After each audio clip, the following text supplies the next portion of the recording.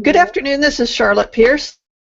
I'm producer of Indie Office Hours, IPNE Office Hours, as the case may be, and I'm an independent publisher in the Boston area with a company called Pierce Press. We have 3 imprints, and I'm currently as I said, the interim president of IPNE, the Independent Publishers of New England, and we are waiting for our special guest. We're hoping that he'll pop in. He's the author of this book, Grassroots Marketing for Authors and Publishers, and he puts out a supplement to this book. If you buy the book, you'll get an update. I'm not sure how frequent it is, but he's a terrific speaker and publishing process person, especially in the marketing field, where I'd say, a bulk of our educational efforts go in IPNE, or a good portion of them. I'm joined by Laura Williams of the Writing Biz and Good Inklings. Hello. Hi, Laura. What's going on in your neck of the woods while we wait for Shall or not? It's cold and rainy, and I mean, like, my kind of cold and rainy is different from yours, but this is, it's going to be down in the low 30s tonight. Wow, yeah, I heard it was really unusual. That we usually don't do that till January because I'm in Florida, but yeah, so it's one of those days where you're like, what the heck's going on? Well, we're really cold today and windy, but yesterday was the dark and stormy night that we. Yeah, ours was too, all day. Mm-hmm. Yeah. Mm-hmm. One of those, but and it rained this morning quite a bit. Yeah. Anyway, I've had Shell's book for a long time and haven't looked at it terribly recently, but I refer to it from time to time, and I'm glad to hear that he has an update, because I think this is published. The copy I have is dated. God.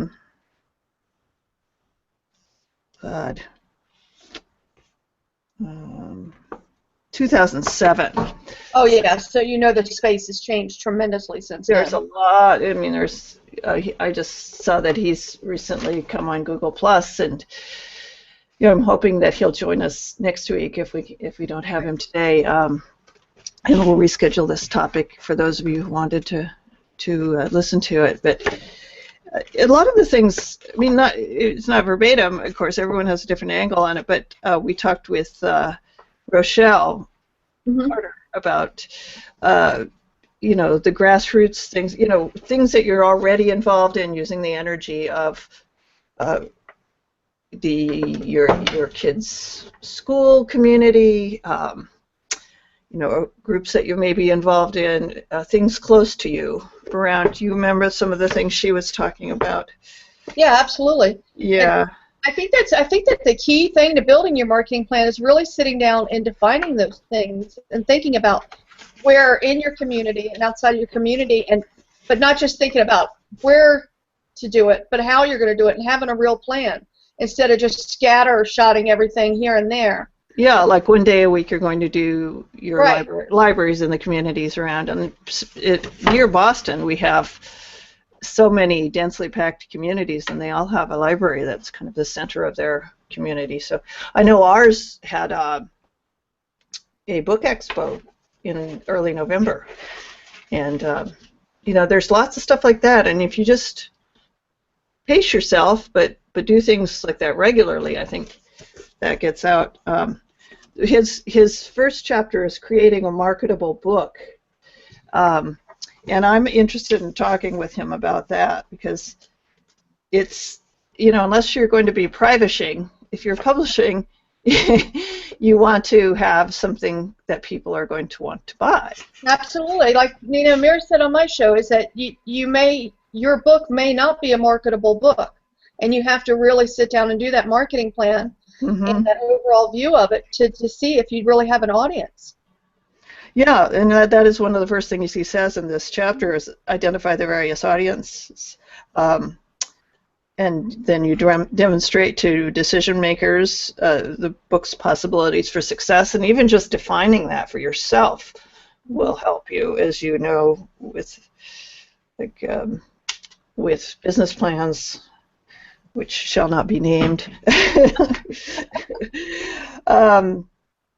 And identify the selling points, he says, and identify the target groups, how to reach those target groups, what they read, watch, and listen to, and where they go for entertainment or education.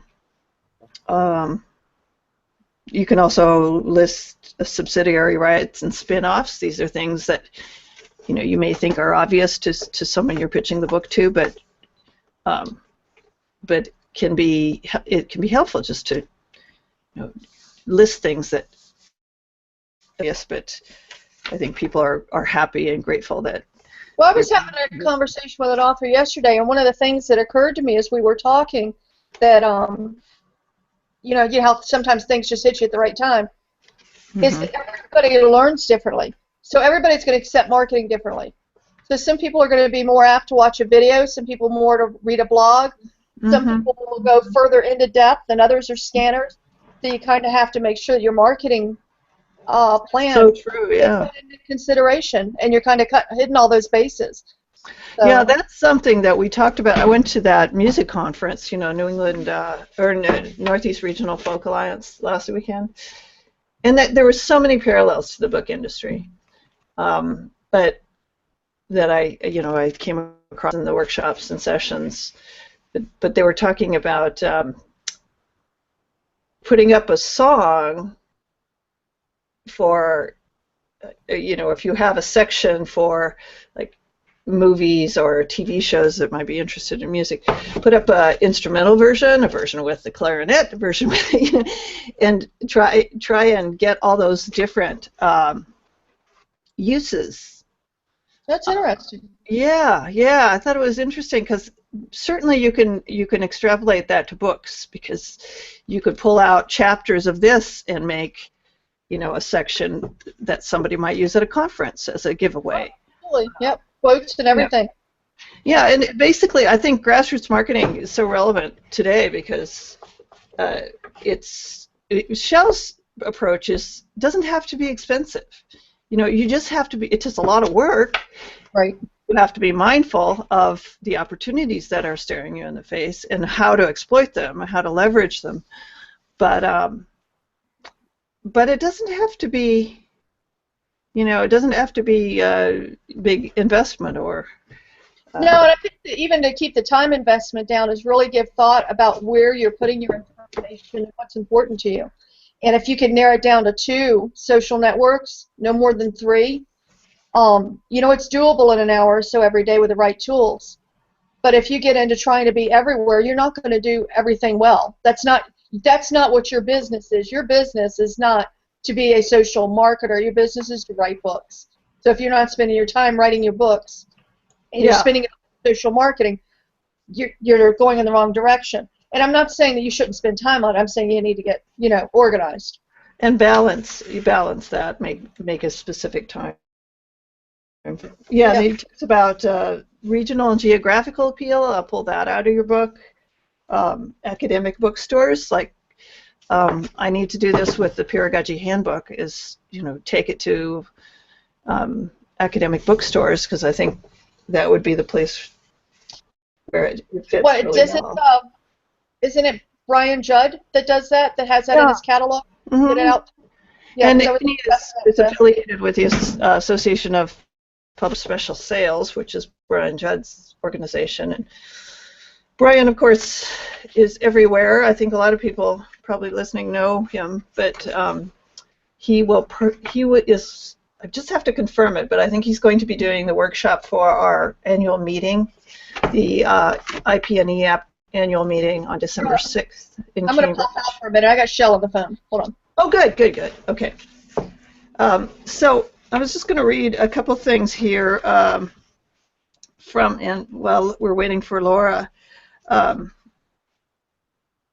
introduction to the Creating a Marketable Book. he says, your book is not a cookie, so don't try to get by with cookie cutter marketing.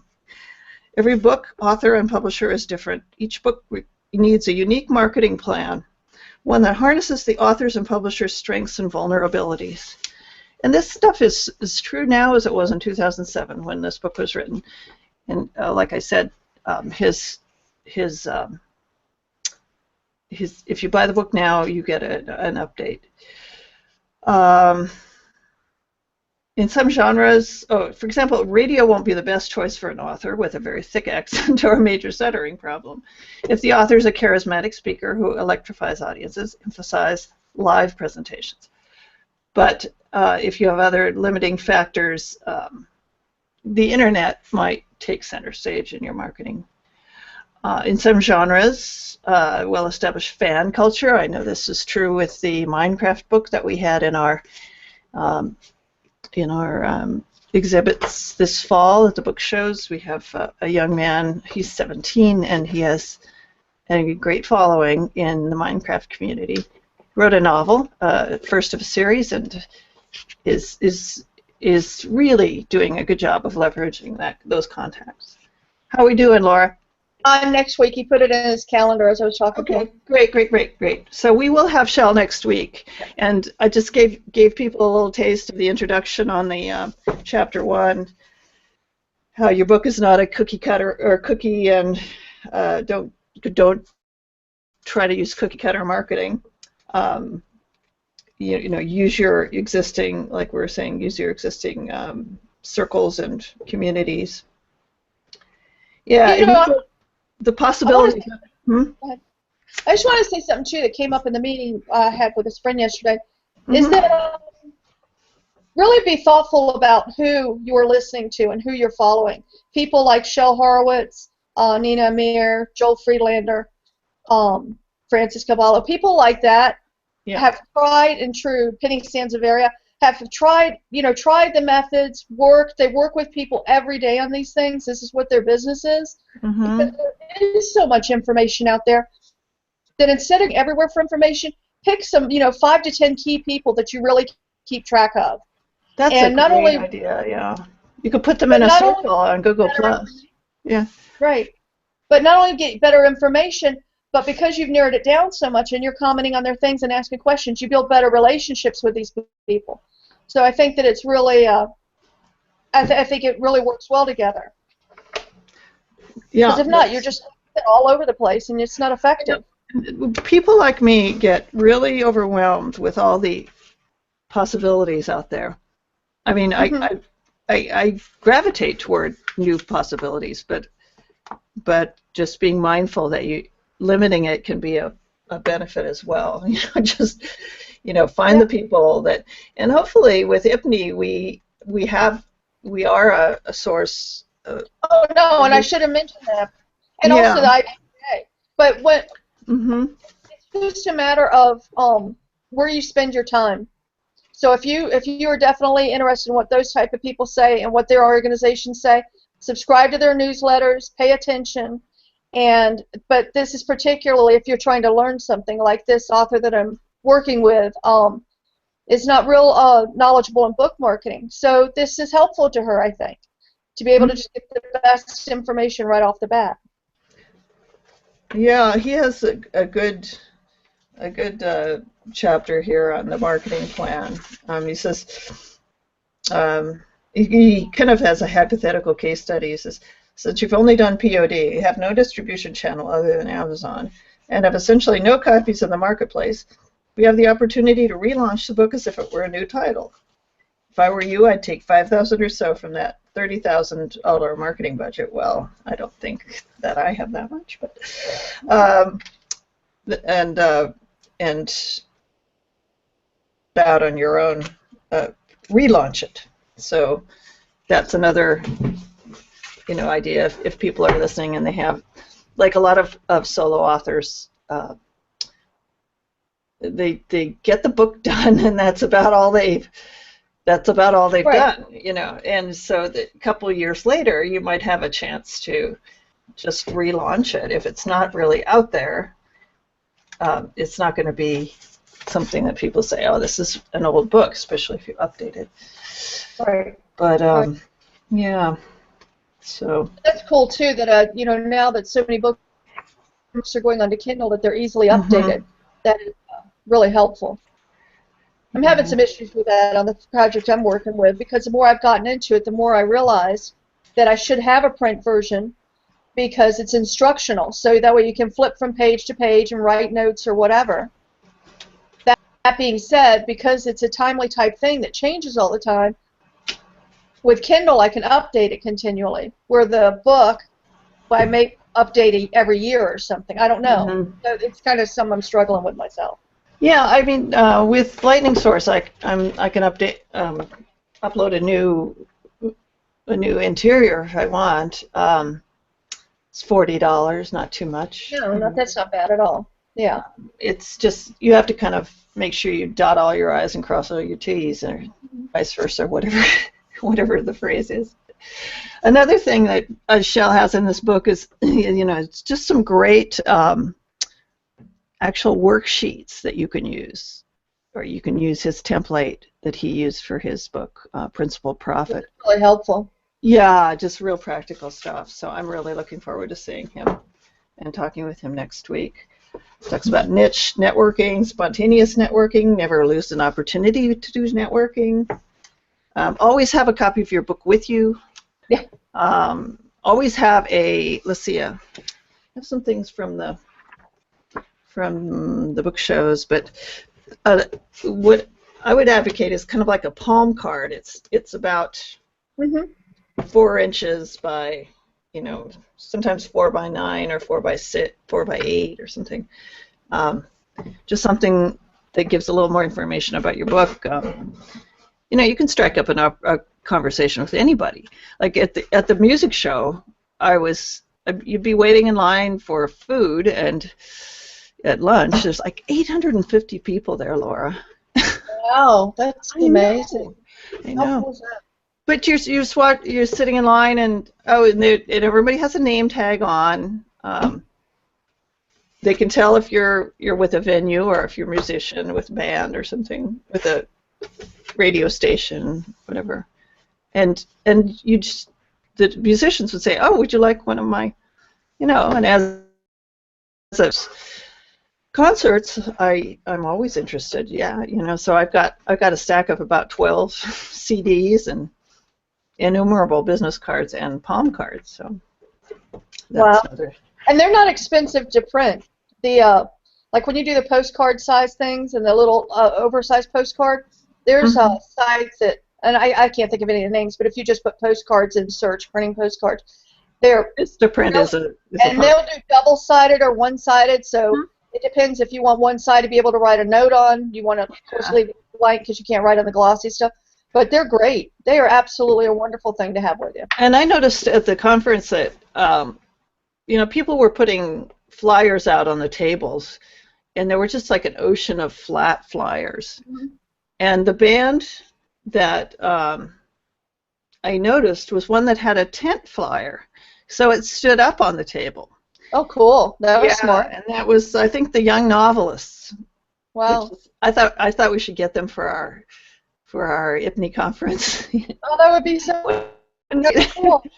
Yeah, they're from Yeah, Canada, so it can't be too far for them. I do you mean, remember what kind of music they do? sort of folk, modern, alternative folk.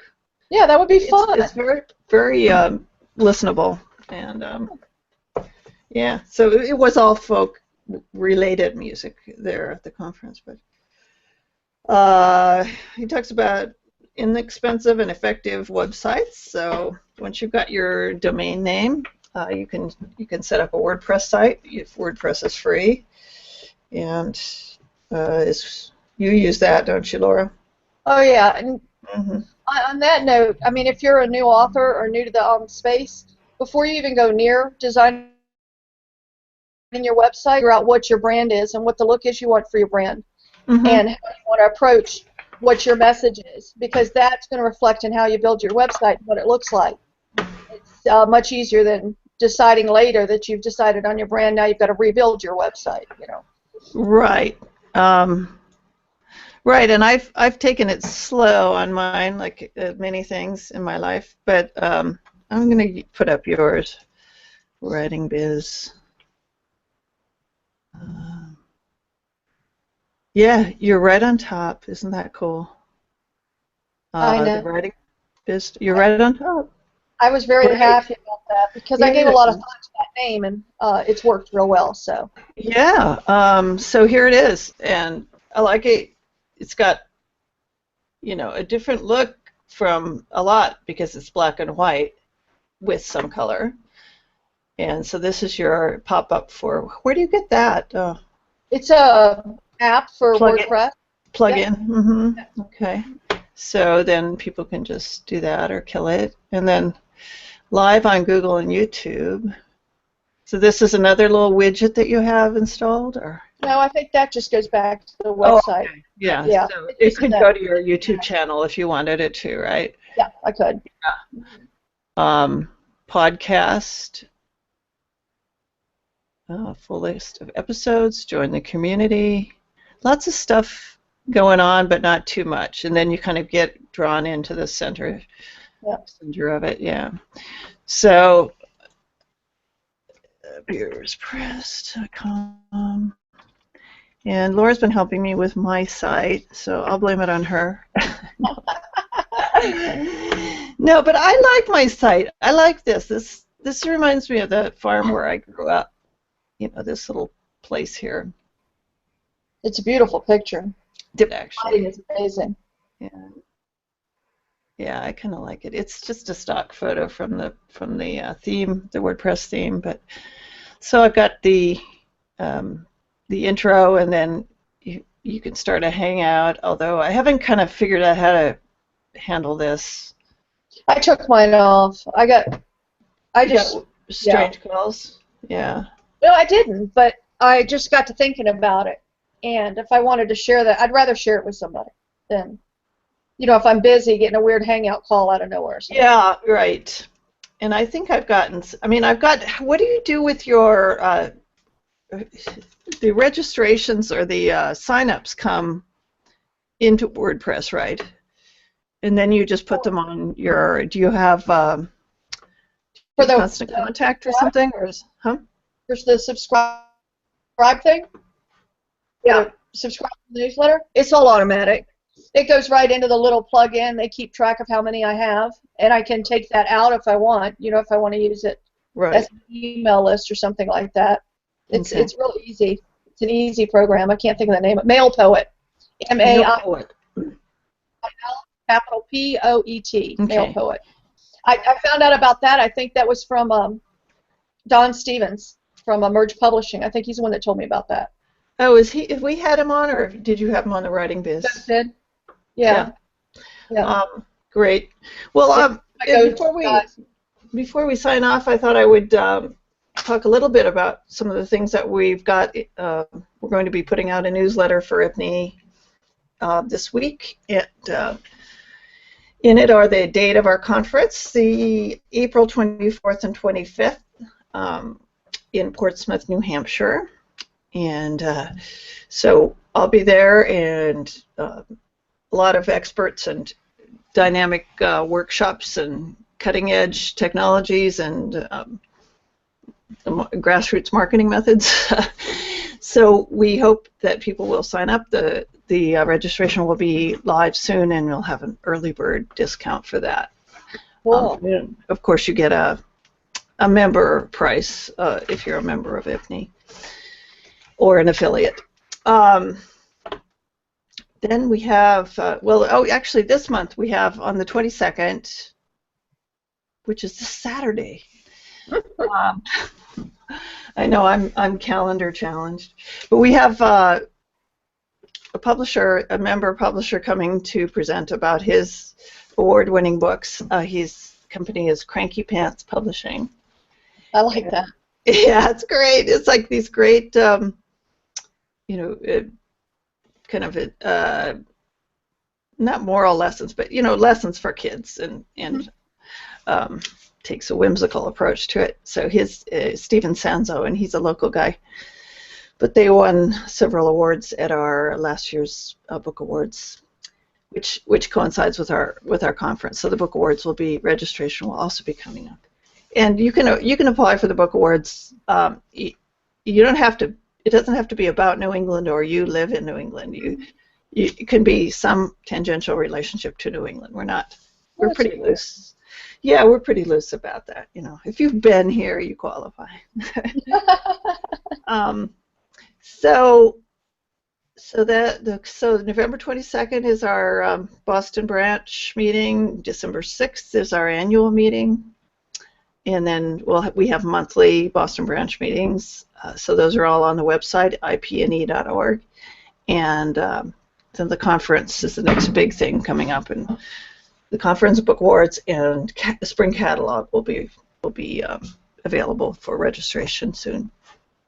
So that's where we got going on, and Pierce Press is cranking up, progressing on books, and not as fast as we'd like, but it is the best of all possible worlds. I have to compliment you on your headphones matching your shirt today. My headphones match my shirt. Yeah, they do. Because they're like blue. It's yeah. They complement. Yes.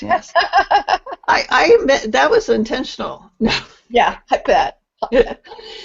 Laura, what do you have going on? Do you have a show tomorrow night? Yeah, I have. I'm working on my book, Google Plus for your writing biz. I'm working on that, and that's going pretty well. I'm hoping to have that out in January, so that probably means March, but it's I'm trying. Are you working back on a timeline? Sorry? Are you working back on a timeline or I want to have it out in January, but you know how that goes. So, it depends on what happens. And I also do the Writing Biz show here on Google Plus and YouTube, and you can find out about that at thewritingbiz.com. I will not be doing a show tomorrow because I'm a little under the weather and I'm just not ready for it. Okay. But I will definitely have one next week. So, but all the past shows are there. I have over 20 episodes. So there's a lot of great information there from some pretty amazing people in the writing space and publishing space. So, including Charlotte. So, check that out. You always have incredible guests and great insight in drawing people. It's a fun show. Mm-hmm. Yep. And with Good Inklings, I've just been doing my thing over there, writing for people and helping with their social media and helping people just be better on the internet. So that's what I've been doing. One author at a time. All right. Right. Next, and we are back next Tuesday. We did reach Shel Horowitz, and he will be back with us next Tuesday to talk about grassroots marketing and/or guerrilla marketing. I think he teamed up for one book with J. Conrad Levinson, the guerrilla marketing person. So I'm interested to see what that collaboration was like. Thank you so much for joining me and rescuing me from a dearth of guests. And we'll see you next Tuesday at 12. All right. All right, thanks.